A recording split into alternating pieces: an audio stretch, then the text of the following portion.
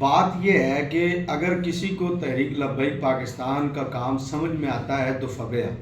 لیکن اگر کسی کو سمجھ میں نہیں آتا تو ہم نے کسی کے پاؤں تو پکڑے نہیں ہیں، ہم نے جا کے کوئی منتیں تو کی نہیں ہیں کہ خدا کا واسطہ آپ تحریک لبیک کے کام سے مطمئن ہو یا تحریک لبیک میں آپ شامل ہو۔ بات یہ ہے کہ بابا جی قبلہ رحمۃ اللہ تعالی علیہ جب حیات تھے نا تو اس وقت لوگ کہتے تھے کہ بابا گالاں بڑیاں کٹدا ہے، بابا جذباتی ہے، بابا غصے والا ہے۔ اور اب بابا جی کا جب وصال ہو گیا تو اب لوگ کہتے ہیں بابا بڑا چنگا سی لیکن بابے دے پتر وہ گل نہیں، تو نہ یہ بابے کے تھے اصل میں، نہ یہ بابے کے پتر گئے۔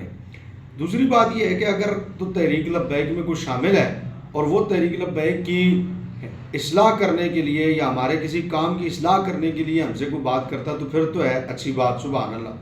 لیکن اگر کوئی تحریک لبیک میں شامل نہیں ہے اور پھر وہ کہتا ہے جی کہ ناموس رسالت دا کام ہوئے تے اسی حاضر ہاں، ختم نبوت دا کام ہوئے ایسے حاضر ہاں، تو گزارش یہ ہے کہ ہم نے کسی سے پوچھ کے تو تحریک لبیک کا کام کرنا نہیں ہے۔ تحریک لبیک نے کیا کرنا ہے یہ ہمیں کسی سے پوچھنے کی ضرورت ہے بھی نہیں، اور جو تحریک میں شامل نہیں ہے اگر وہ مشورہ دے بھی تو ہمیں اس کا مشورہ اس لیے بھی قبول نہیں ہے کہ تحریک اپنی پالیسیوں پر خود عمل کرتی ہے۔ ہماری مجلس شورا ہے، وہ باقاعدہ ایک دوسرے سے مشورہ بھی کرتے ہیں، مشورہ کرنے کے بعد پھر اس کے بعد جو ہے وہ سسٹم کو رائج کرتے ہیں۔ ہم تحریک کے نظم کے اعتبار سے انہی کے پابند ہیں، اس لیے میری گزارش یہ ہے کہ جناب یا تو تحریک میں لوگ شامل ہوں